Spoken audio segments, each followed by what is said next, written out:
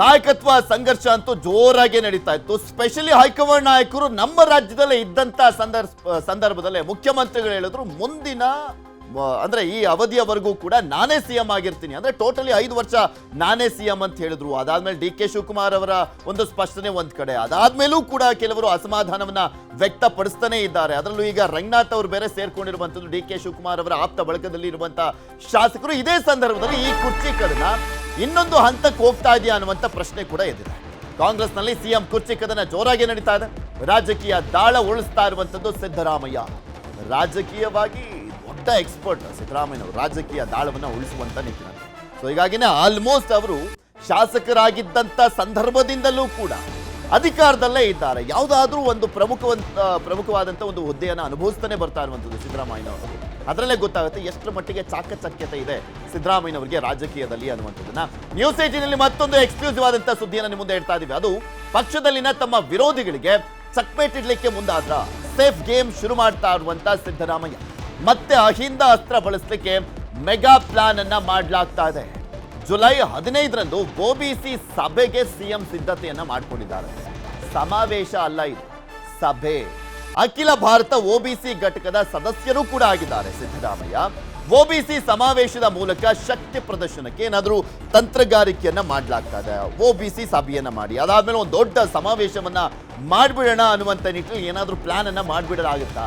ಈ ಮುಖಾಂತರ ಹೈಕಮಾಂಡ್ಗೆ ಈಗಲೇ ಸಂದೇಶವನ್ನ ಕೊಡುವಂತ ಕೆಲಸ ಮಾಡಲಾಗುತ್ತಾ? ಸೆಪ್ಟೆಂಬರ್ ನವೆಂಬರ್ನಲ್ಲಿ ಏನೋ ಒಂದು ದೊಡ್ಡ ಕ್ರಾಂತಿ ಆಗುತ್ತೆ ಅನ್ನುವಂಥ ನಿರೀಕ್ಷೆಗಳಿದೆಯಲ್ಲ, ಅದೆಲ್ಲದಕ್ಕೂ ಬ್ರೇಕ್ ಹಾಕುವಂತ ಕೆಲಸವನ್ನ ಮಾಡ್ತಾರ ಸಿದ್ದರಾಮಯ್ಯನವರು ಸಮಾವೇಶಗಳ ಮುಖಾಂತರ ಅನ್ನುವಂಥ ಒಂದು ಪ್ರಶ್ನೆ ಇದೆ. ಇನ್ನು ಡಿ ಕೆ ಶಿಯನ್ನ ಭೇಟಿಯಾಗಿ ಹರಿಪ್ರಸಾದ್ ಅವರು ಚರ್ಚೆಯನ್ನ ಮಾಡಿದ್ದಾರೆ. ಎಐಸಿಸಿ ಮಟ್ಟದಲ್ಲಿ ತಂತ್ರಗಾರಿಕೆಗೆ BKH ಸಲಹೆಯನ್ನ ಕೊಟ್ಟಿರುವಂತದ್ದು ಕುತೂಹಲ ಮೂಡಿಸಿದೆ. ಕುರ್ಚಿಯ ರಾಜಕೀಯ BK ಹರಿಪ್ರಸಾದ್ ಅವರು ಆಕ್ಚುಲಿ ಸಿದ್ದರಾಮಯ್ಯನವರು ಮುಖ್ಯಮಂತ್ರಿ ಆದಂತಹ ಸಂದರ್ಭದಲ್ಲಿ ಇವರನ್ನ ಸಚಿವರನ್ನಾಗಿ ಮಾಡಲಿಲ್ಲ ಅನ್ನುವಂತ ಕಾರಣಕ್ಕೋಸ್ಕರ ಸಾಕಷ್ಟು ಅಸಮಾಧಾನಗೊಂಡಿದ್ರು. ಸಿದ್ದರಾಮಯ್ಯನವರ ವಿರುದ್ಧ ಯಾವ ರೀತಿಯಾಗೆಲ್ಲ ಮಾತನಾಡಿದ್ರು ಎಲ್ಲರೂ ಕೂಡ ನೋಡಿದ್ರು. ಅದಾದ್ಮೇಲೆ ಸಿದ್ದರಾಮಯ್ಯನವ್ರಿಗೆ ಆಪ್ತ ಆಗ್ಬಿಟ್ರು. ಮೊನ್ನೆ ಅಷ್ಟೇ ಈ ಒಂದು ತಿಂಗಳಲ್ಲೇನೆ ಸಿದ್ದರಾಮಯ್ಯನವರು BK ಹರಿಪ್ರಸಾದ್ ಅವರ ನಿವಾಸಕ್ಕೆ ಹೋಗಿ ಸ್ವತಃ ಸಿದ್ದರಾಮಯ್ಯನವರೇ ಹರಿಪ್ರಸಾದ್ ಅವರ ನಿವಾಸಕ್ಕೆ ಹೋಗಿ ಮಾತನಾಡ್ಕೊಂಡು ಬಂದಿದ್ರು. ಡಿ ಕೆ ಶಿವಕುಮಾರ್ ಅವರ ಜೊತೆ ತುಂಬಾ ಚೆನ್ನಾಗಿದ್ದಂತ BK ಹರಿಪ್ರಸಾದ್ ಅವರು ಸ್ವಲ್ಪ ಅಂತರವನ್ನ ಕಾಯ್ದುಕೊಂಡಿದ್ರು. ಆದ್ರೆ ನಿನ್ನೆ ಹೋಗಿ ಭೇಟಿಯಾಗಿ ಮಾತನಾಡ್ಕೊಂಡು ಬಂದಿದ್ದಾರೆ.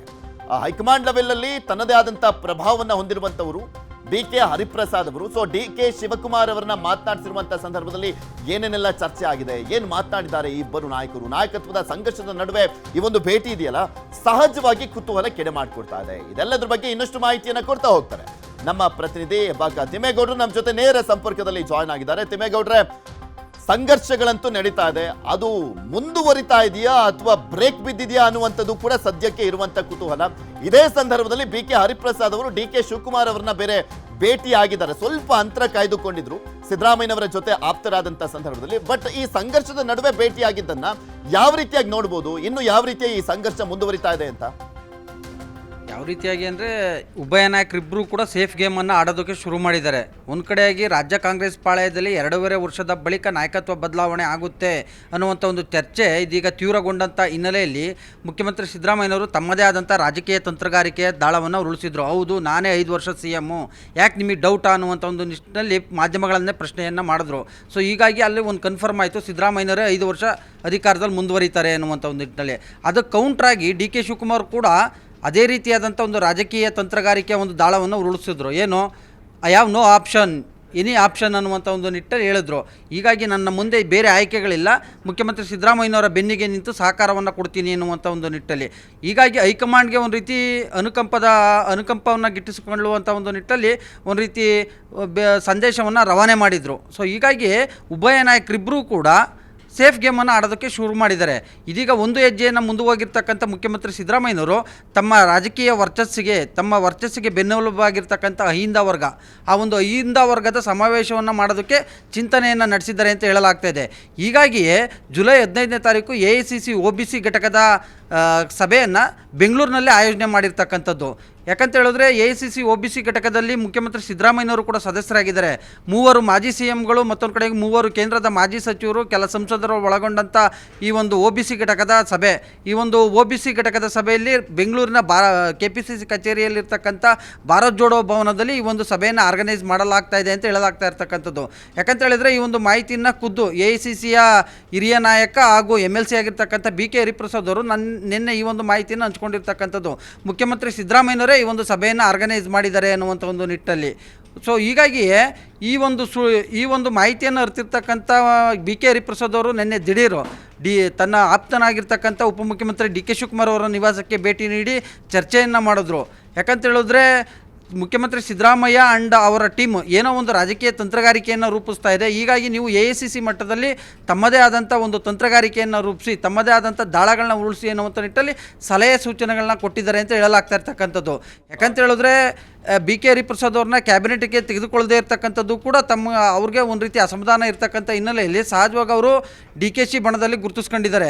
ಸೊ ಹೀಗಾಗಿ DKC ಇವರ ಬೆನ್ನಿಗೆ ಮತ್ತೊಂದ್ ಕಡೆ ಹೌದು, ಸಿದ್ದರಾಮಯ್ಯನವರು ನಾನಾ ರೀತಿಯಲ್ಲಿ ಪ್ಲಾನ್ ಅನ್ನ ಮಾಡ್ತಾ ಇದ್ದಾರೆ. ಈ ಹಿಂದೆಯಿಂದಲೂ ಕೂಡ ಅಂದ್ರೆ ಅವರು ಮುಖ್ಯಮಂತ್ರಿ ಆದಾಗಿನಿಂದಲೂ ಕೊಡ್ತಾ ಇದ್ದಂತ ಸ್ಟೇಟ್ಮೆಂಟ್ ಏನಪ್ಪಾ ಅಂದ್ರೆ 5 ವರ್ಷ ಕಾಂಗ್ರೆಸ್ ಸರ್ಕಾರ ಇರುತ್ತೆ ಅಂತ ಹೇಳ್ತಾ ಇದ್ರು. ಬಟ್ ಮೊನ್ನೆ ಕೊಟ್ಟಂತ ಸ್ಟೇಟ್ಮೆಂಟ್ 5 ವರ್ಷನೂ ನಾನೇ CM ಆಗಿರ್ತೀನಿ ಅಂತ ಹೇಳಿದ್ರು. ಎರಡಕ್ಕೂ ಕೂಡ ತುಂಬಾ ಡಿಫರೆನ್ಸ್ ಇರುವಂತದ್ದು.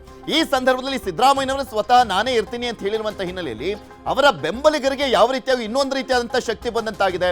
ಇವರ ಪರವಾಗಿ ಇನ್ನಷ್ಟು ಗಟ್ಟಿ ಧ್ವನಿಯನ್ನ ಎತ್ತುವಂತ ನಿಟ್ಟಿನಲ್ಲಿ ಒಂದು ಪ್ಲಸ್ ಪಾಯಿಂಟ್ ಆದಂತಾಗಿದೆ ಅಂತ. ಖಂಡಿತವಾಗಿಯೂ ಎರಡೂ ಬಣಗಳ ಶಾಸಕರ ಮತ್ತು ನಾಯಕರ ಒಂದು ಹೇಳಿಕೆಗಳಿಗೆ ಬ್ರೇಕ್ ಹಾಕುವಂಥ ಒಂದು ನಿಟ್ಟಿನಲ್ಲಿಯೇ ಮುಖ್ಯಮಂತ್ರಿ ಸಿದ್ದರಾಮಯ್ಯನವರು ಇಂಥದ್ದೊಂದು ಹೇಳಿಕೆಯನ್ನು ಕೊಟ್ಟಿದ್ದಾರೆ ಅಂತ. ಯಾಕಂತ ಹೇಳಿದ್ರೆ ಮುಖ್ಯಮಂತ್ರಿ ಸಿದ್ದರಾಮಯ್ಯನವರ ಬಣದಲ್ಲಿ ಗುರುತಿಸ್ಕೊಂಡಿರ್ತಕ್ಕಂಥ ಸಚಿವರು ಶಾಸಕರುಗಳು ಸಿದ್ದರಾಮಯ್ಯನವರ ಪರವಾಗಿ ಬ್ಯಾಟ್ ಬೀಸ್ತಾ ಇದ್ರು. ಎಸ್ಪೆಷಲಿ ಸಹಕಾರ ಸಚಿವ KN ರಾಜಣ್ಣ, ಸತೀಶ್ ಜಾರಕಿಹೊಳಿ, ಮಾದೇವಪ್ಪ, ಬೈರತಿ ಸುರೇಶ್ ಸೇರಿದಂತೆ ಹಲವಾರು ಜನ ಶಾಸಕರುಗಳು ಮುಖ್ಯಮಂತ್ರಿ ಸಿದ್ದರಾಮಯ್ಯನವರ ಅಧಿಕಾರದಲ್ಲಿ ಮುಂದುವರಿಬೇಕು ಅನ್ನುವಂಥ ನಿಟ್ಟಲ್ಲಿ ಚರ್ಚೆಯನ್ನು ಮಾಡ್ತಾಯಿದ್ರು. ಇದು ಎಲ್ಲೋ ಒಂದು ಕಡೆಗೆ DCM DK ಶಿವಕುಮಾರ್ ಬಣದ ಶಾಸಕರು ಮತ್ತು ಸಚಿವರ ಒಂದು ಕೆಂಗಣ್ಣಿಗೂ ಕೂಡ ಗುರಿಯಾಗಿತ್ತು. ಅದಾದ ಬಳಿಕ DCM DK ಶಿವಕುಮಾರ್ ಅವರ ಬಣದಲ್ಲಿ ಗುರುತಿಸ್ಕೊಂಡಿರ್ತಕ್ಕಂಥ ಶಾಸಕ ಸಚಿವರು ಕೂಡ ಅವರು ಕಾರ್ಡನ್ನು ಪ್ಲೇ ಮಾಡೋಕ್ಕೆ ಶುರು ಮಾಡಿದ್ರು. ನೇರವಾಗಿ ಮುಖ್ಯಮಂತ್ರಿ ಸಿದ್ದರಾಮಯ್ಯನವರು ಬದಲಾವಣೆ ಆಗಬೇಕು ಅನ್ನುವಂಥ ನಿಟ್ಟಲ್ಲಿ ಚರ್ಚೆಯನ್ನು ಶುರು ಮಾಡಿದರು. ಸೊ ಹೀಗಾಗಿ ಇಂಥದ್ದೊಂದು ಗೊಂದಲ ಎದುರಾಗಬಾರ್ದು, ನಾನೇ ಶಾಸಕಾಂಗ ಪಕ್ಷದ ನಾಯಕನಾಗಿರ್ತಕ್ಕಂಥ ಹಿನ್ನೆಲೆಯಲ್ಲಿ ನಾನೇ ಈ ಒಂದು ಸ್ಟೇಟ್ಮೆಂಟನ್ನು ಕೊಟ್ಟರೆ ಎರಡೂ ಬಣದ ಶಾಸಕರು ಸಚಿವರು ಬಾಯಿ ಮುಚ್ಕೊಂಡಿರ್ತಾರೆ ಅನ್ನುವಂಥ ಒಂದು ಲೆಕ್ಕಾಚಾರದಲ್ಲಿ ಮುಖ್ಯಮಂತ್ರಿ ಸಿದ್ದರಾಮಯ್ಯನವರು ಇದ್ದಂತೆ ಕಾಣಿಸ್ತಾ ಇದೆ.